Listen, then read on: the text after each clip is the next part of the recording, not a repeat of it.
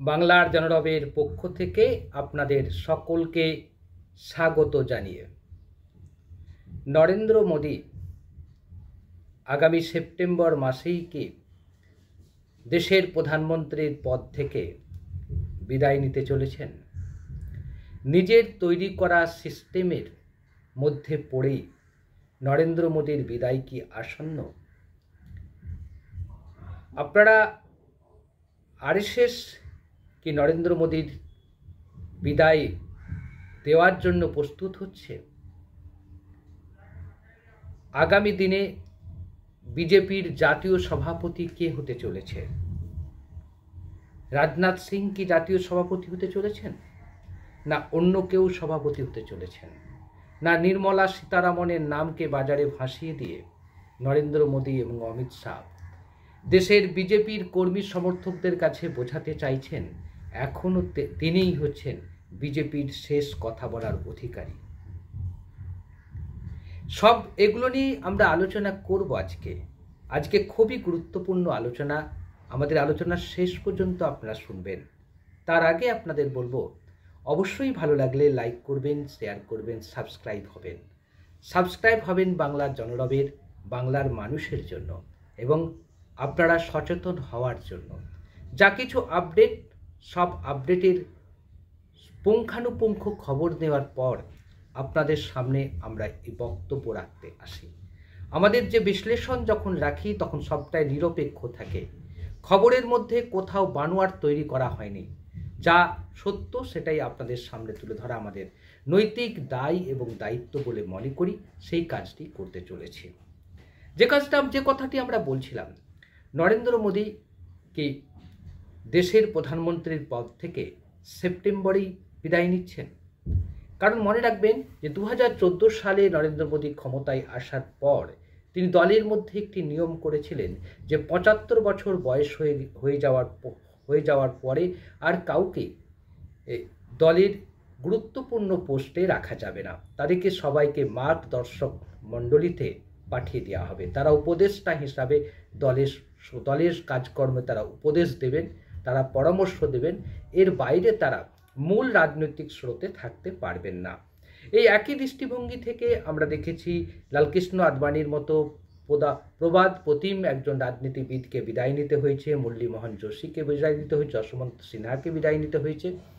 আমরা দেখব সুমিত্রা মহাজন, যিনি লোকসভার স্পিকার ছিলেন, সেই মহিলা মহারাষ্ট্রের গুরুত্বপূর্ণ একজন বিজেপি নেত্রী ছিলেন, তো তাকেও বিদায় নিতে হয়েছে। নরেন্দ্র মোদীর বয়স 17ই সেপ্টেম্বর, 75 বছরে তিনি পা দিবেন। তিনিই তৈরি করেছেন দলের অভ্যন্তরে এই নিয়ম। তিনি কি এই নিয়ম মানবেন, নাকি তার জন্য সমস্ত নিয়ম ব্যতিক্রম হবে? সেটাই বড় প্রশ্ন হয়ে দেখা দিয়েছে। কিন্তু প্রশ্ন হয়েছে এক জায়গাতে। ঠিক এই মুহূর্তে যদি আপনারা লক্ষ্য করে দেখেন, দুজন ব্যক্তি নরেন্দ্র মোদীর সমালোচনা করছেন। একজন সরাসরি করছেন, একজন ঘুরিয়ে করছেন। যিনি সরাসরি করছেন তার নাম হচ্ছেন সুব্রমণিয়াম স্বামী, যিনি আরএসএসের খুব ঘনিষ্ঠ বলে পরিচিত। এই সুব্রমণিয়াম স্বামী সম্প্রতি মন্তব্য করেছেন যে নরেন্দ্র মোদী সেপ্টেম্বরের পরে আর প্রধানমন্ত্রী থাকবেন না। তার এই মন্তব্যকে ঘিরে জল্পনা তুঙ্গে হয়ে উঠেছে। কারণ সুব্রমণিয়াম স্বামী এমন একজন ব্যক্তি যিনি আরএসএসের খুব ঘনিষ্ঠ এবং আরএসএসের সিদ্ধান্তগুলো তিনি জানেন যে আরএসএস কি সিদ্ধান্ত নিতে চলেছে। এরপরে আমরা গতকাল দেখলাম দেশের যিনি সড়ক পরিবহন মন্ত্রী যিনি, সে নীতিন গডকরি পুনেতে আরএসএসের যেখানে সদর দপ্তর নাগপুরে একটি সভাতে তিনি বক্তব্য রাখতে গিয়ে যে কথাটা বলেছেন সেটা খুব গুরুত্বপূর্ণ। তিনি বলেছেন, ধীরে ধীরে দেশের বিভিন্ন মানুষের মধ্যে সম্পদ কিছু অল্প সংখ্যক ধনী ব্যক্তির হাতে কেন্দ্রীভূত হচ্ছে। দেশের কিছু অংশে দারিদ্র বাড়ছে, এটা উচিত নয়। তিনি আরও উল্লেখ করেছেন, ধনী ও গরিবের ফারাক ক্রমাগত বাড়ছে, যা সমাজে বিভাজন ও অভাব নিয়ে আসবে। অর্থনৈতিক উন্নয়নে যেন গ্রামের মানুষের জীবনযাত্রাকে উপকৃত করে সেদিকেও নজর দেওয়ার আহ্বান করেছেন তিনি। সাম্প্রতিক সরকারি কমিশনের মতো মডেল বা পদক্ষেপকে সাধুবাদ দিয়ে সমর্থন করেন, যা গভীর অনিয়ন্ত্রণমূলক কেন্দ্রীয়করণ থেকে সম্পদের বিকেন্দ্রীকরণের পথে কাজ করবে। অর্থাৎ সম্পদের বিকেন্দ্রীকরণ করতে হবে। এই কথাটা কে বলেছেন বলুন তো, মনে পড়ছে? রাহুল গান্ধী বলেছেন। রাহুল গান্ধী সর্বপ্রথম কথাটা বলেছেন যে সম্পদের বিকেন্দ্রীকরণ আমাদেরকে করতে হবে। অর্থাৎ ধনী ব্যক্তিদের কাছ থেকে টাকা নিয়ে আম জনতার মাঝে সে টাকাকে পৌঁছে দিতে হবে। তাদেরকে সুযোগ সুবিধা, যা আমরা সুযোগ সুবিধা দিয়েছি ধনীদেরকে, ব্যাংক লোন থেকে শুরু করে বিভিন্ন ক্ষেত্রে, সেইগুলো লোনগুলো আদায় করে গরিব মানুষের মধ্যে বিলিয়ে দিতে হবে। সামাজিক সমতা ফিরিয়ে আনতে হবে। রাহুল গান্ধীর এই বক্তব্যের সঙ্গেই তাল মিলিয়েছেন নীতিন গাডকারি। নীতিন গাডকারি হচ্ছেন আরএসএসের একনিষ্ঠ ঘনিষ্ঠ ব্যক্তি। নরেন্দ্র মোদীর পরে যদি কেউ ভারতের প্রধানমন্ত্রী হওয়ার যোগ্যতা রাখেন, তিনি হচ্ছেন নীতিন গাডকারি। আর নীতিন গাডকারি এই মুহূর্তে মুখ খোলার মধ্যে দিয়ে কি বার্তা দিলেন? সুব্রমণিয়ম স্বামী এই মুহূর্তে মুখ খুললেন। কেন মুখ খুললেন সেটাও জানার ইতিহাস আছে। দিল্লিতে দুদিন ধরে কেশব ভবনে একটা আরএসএসের চিন্তন বৈঠক অনুষ্ঠিত হচ্ছে। সেই চিন্তন বৈঠক থেকে 6 তারিখ থেকে হওয়ার কথা সেই বৈঠক শুরু হয়েছে 6 তারিখে, 7 তারিখ, 8 তারিখ, অর্থাৎ আজকে শেষ হয়ে যাওয়ার কথা। সেই আরএসএসের চিন্তন বৈঠক যেটা শুরু হয়েছে, সেই চিন্তন বৈঠকে মূলত আলোচনা হয়েছে বিজেপির জাতীয় সভাপতি কে হবে। আরএসএসের পক্ষ থেকে বিজেপির জাতীয় সভাপতি হওয়ার জন্য রাজনাথ সিংয়ের কাছে অনুরোধ করা হয়েছিল।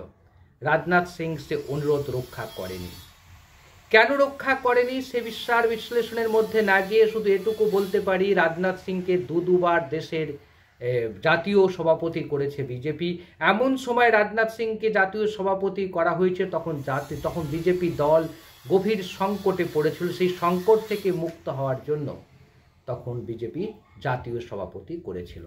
কিন্তু বিজেপি যখন সামগ্রিকভাবে সাফল্যের মুখ দেখেছে, তখন কিন্তু রাজনাথ সিংকে যে সম্মান, যে মর্যাদা দেওয়ার কথা ছিল, সে মর্যাদা বিজেপি বা আরএসএস তাকে দেয়নি। রাজনাথ সিং আরএসএসের ঘনিষ্ঠ বলে আরএসএস তাকে বসাতে চাইছে। আর অমিত শাহ, নরেন্দ্র মোদীও চাইছে রাজনাথ সিং হয়ে গেলে অন্তত সঞ্জয় যোশীর চেয়ে ভালো হবে। সঞ্জয় যোশী হলে তো আমরা কিছুই কাজ করতে পারবো না, রাজনাথ সিং অন্তত আমাদের সঙ্গে তাল মিলিয়ে চলতে পারবে।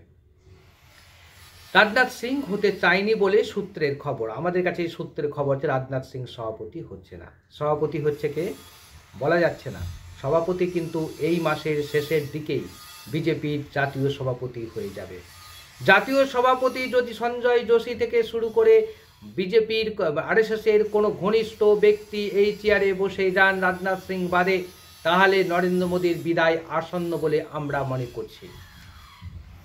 যে যাই কথা বলুক, তো একটা কথা খুব পরিষ্কার করে বলে দেওয়া যায়, যদি জাতীয় সভাপতি পদে সঞ্জয় যোশী বসে যান, তাহলে মনে রাখবেন নরেন্দ্র মোদী ভারতের প্রধানমন্ত্রী পদে আর থাকবেন না। আরএসএস তাকে রাখতে চাইছে না।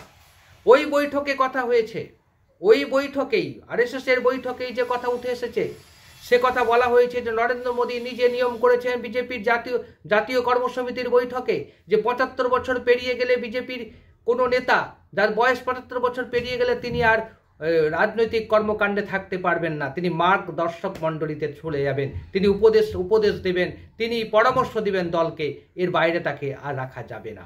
তাহলে নরেন্দ্র মোদী কেন আছে, এই প্রশ্ন উঠেছে। যখন এই কথাগুলো আরএসএসের বৈঠকে আলোচনা হচ্ছেন, তখন সুদূর নাগপুরে দাঁড়িয়ে নীতিন গাডকারি প্রশ্ন তুলছেন। নীতিন গাডকারি বলছেন এদেশের দারিদ্রতা বেড়েছে, এদেশে মানে সম্পদের কয়েকটা ব্যবসায়ীর হাতে সম্পদ কুক্ষিগত হয়েছে। রাহুল গান্ধীর স্টাইলে কথা বলছেন নীতিন গাডকারিকে আরএসএস ঘনিষ্ঠ, দুয়ে যদি 4 হয়ে যায়। সুব্রমণিয়ম স্বামী বলছেন নরেন্দ্র মোদীকে সেপ্টেম্বরে সরে যেতে হবে। আর উল্টো দিকে নীতিন গাডকারি যেমন নরেন্দ্র মোদী সরকারের বিরোধিতা করছেন, একই সঙ্গে তিনি এ কথাটাও বলছেন যে যে সম্পদের যেমন কয়েকটা ব্যবসায়ীর হাতে কুক্ষিগত হয়েছে কথা যেন জোর দিয়ে বলছেন, একই সঙ্গে তিনি একথাও বলছেন মনমোহন সিং এবং নরসিংহ রাও সরকারের আমলে এদেশের আর্থিক বিকাশ সবচেয়ে ভালো হয়েছিল বলে তিনি মন্তব্য করছেন। নীতিন গডকরির এই মন্তব্যের প্রেক্ষিতে একটা জিনিস স্পষ্ট হয়ে ধরা পড়েছে, আরএসএস স্পষ্টভাবে বার্তা দিচ্ছে নরেন্দ্র মোদীকে যে তোমার দ্বারাই আর হচ্ছে না, তুমি এবার গদি ছাড়ো। স্পষ্ট বার্তা দিচ্ছে। যদি নরেন্দ্র মোদী নিজের সম্মান বাঁচিয়ে সেপ্টেম্বরে সরে যান সেটা তো বড় কথা হবে, তার সেটা সাফল্য বলে মনে করা হবে। আর যদি গদি ছাড়তে না হয়, ভবিষ্যতে যদি আরএসএসকে তাকে গদি ছাড়াতে হয়, তখন কিন্তু অনেক বেশি তিনি অপমানিত বোধ করবেন।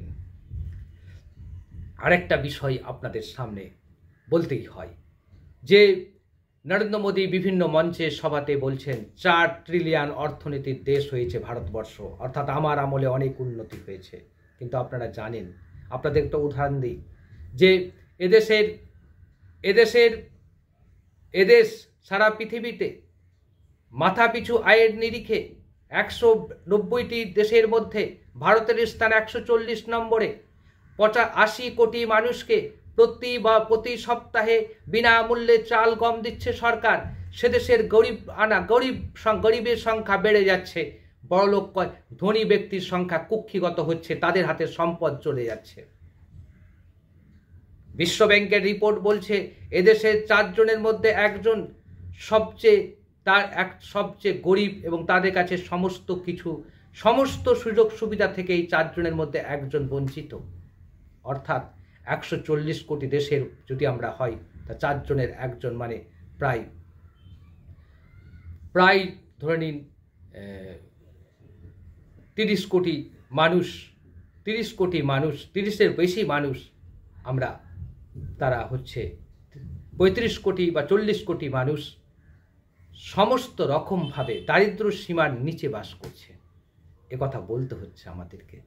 এটা আমাদের রিপোর্ট নয়, এটা বাইরের রিপোর্ট, বিশ্ব ব্যাংকের রিপোর্ট।